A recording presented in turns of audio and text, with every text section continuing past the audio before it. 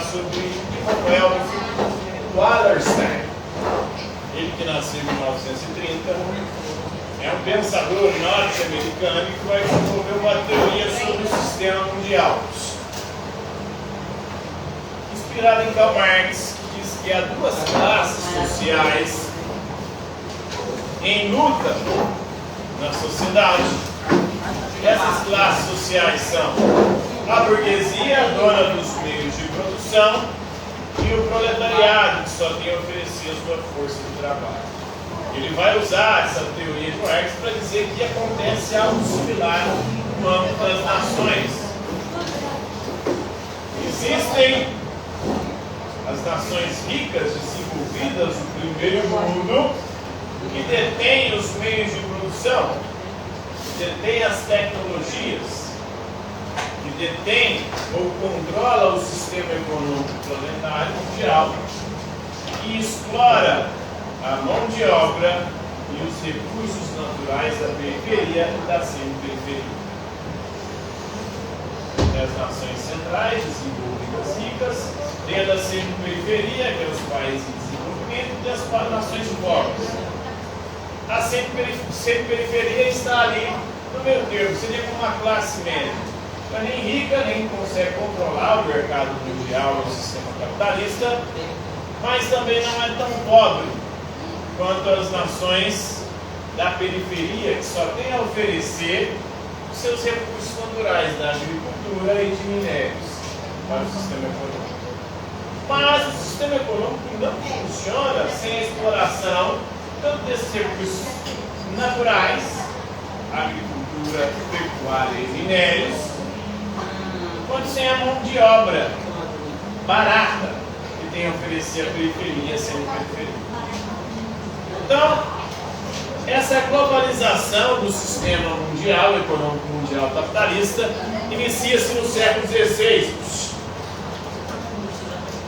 Então, no século XVI, os fundamentos do mundo capitalista são lançados conforme as potências europeias vão descobrindo e colonizando partes da América e da Ásia. Depois da África também, né? Tem o colonialismo que é na América e o neocolonialismo que vai ser sobre a África e a Ásia. O que eles queriam aqui? Os europeus, quando chegaram aqui, o que eles queriam na América? O que eles queriam na América, gente? Vai? Dinheiro?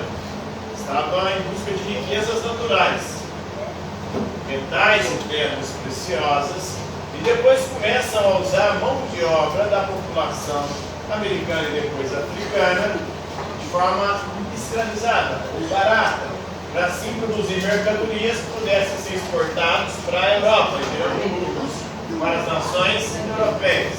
Então é todo um sistema fundamentado na exploração desde seu início.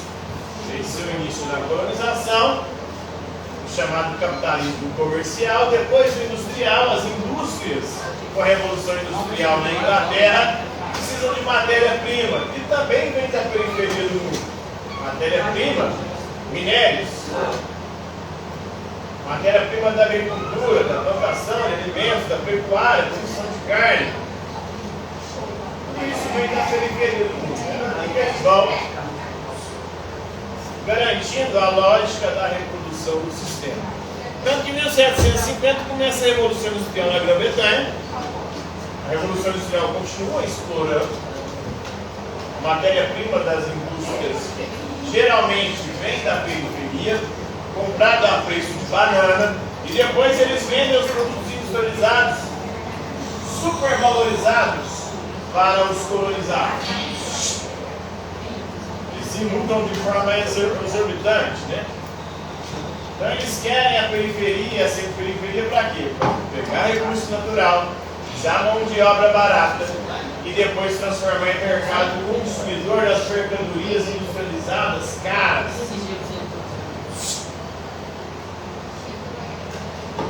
Do século XIX ao século XX, 1815 e 1914, novas indústrias de transformações sociais e econômicas se espalham pela Europa, pela América do Norte, pelo Japão, parte da Australásia.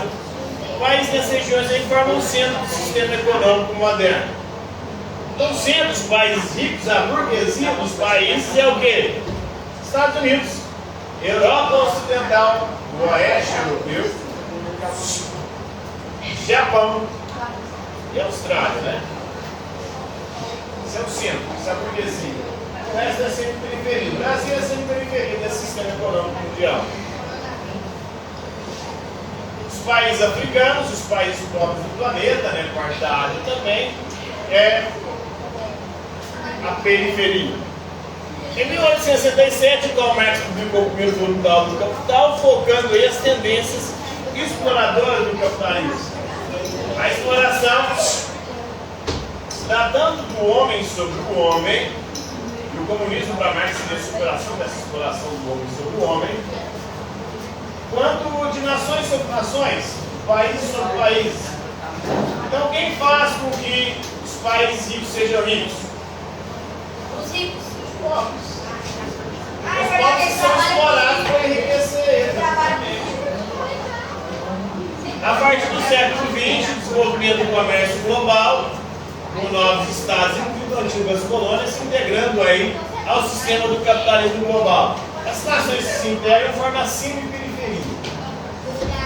Os pioneiros são o centro, aqueles que chegaram depois como o Brasil, os BRICS, Brasil, Rússia, China, Índia e África do Sul. Esses países aí é a cima e periferia. O capitalismo ignorou as fronteiras nacionais em sua busca global pelo lucro, né?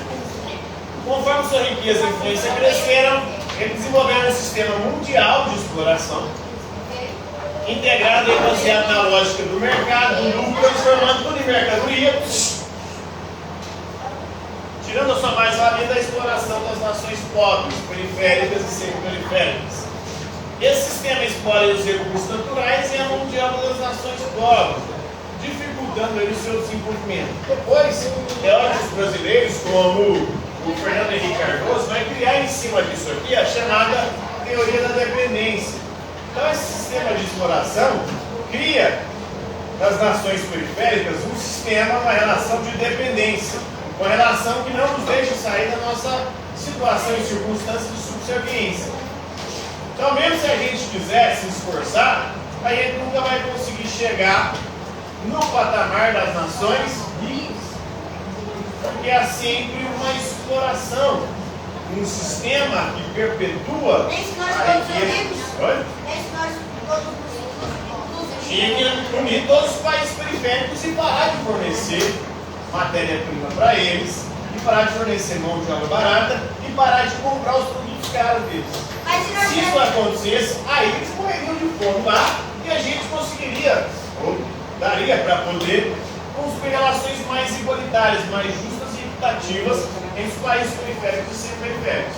E se a gente tiver gente da nossa família que é rica, não vai deixar de família essas pessoas sofrerem? Não é nos meus países. Mas é a mesma família.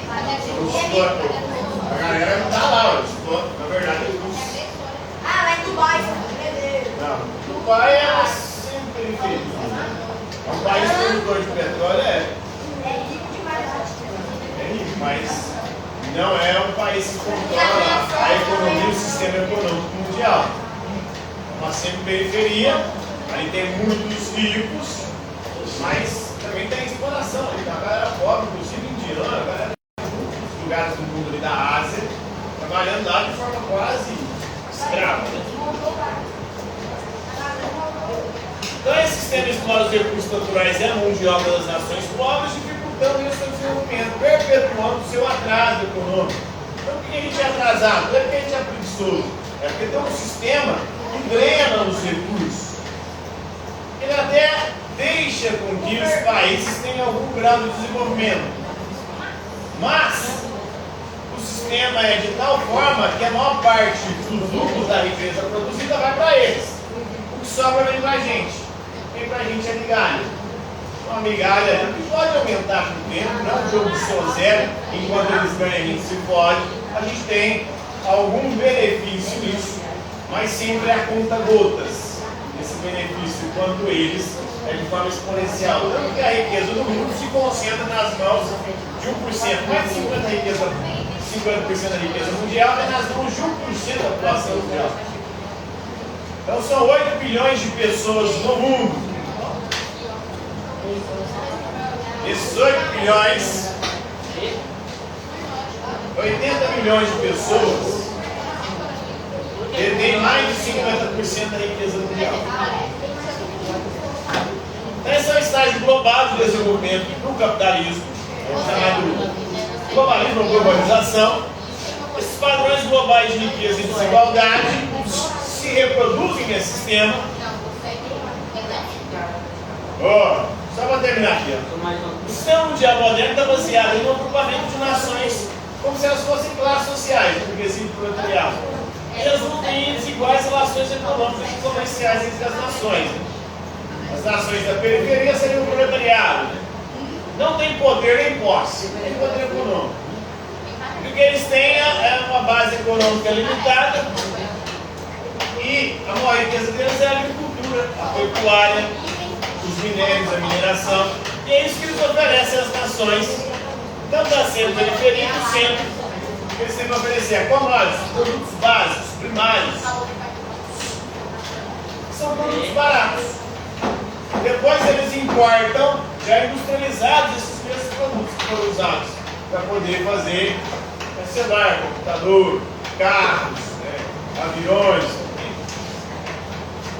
Então eles exportam essa matéria-prima, tem a sua mão de obra barata explorada. As nações da centro-periferia têm níveis intermediários de riqueza e alguma autonomia e diversidade econômica, no caso do Brasil.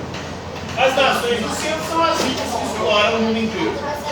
São desenvolvidas, industrializadas e ricas, elas dominam o cerne do sistema mundial moderno e o usam para explorar e ficar cada vez mais ricos.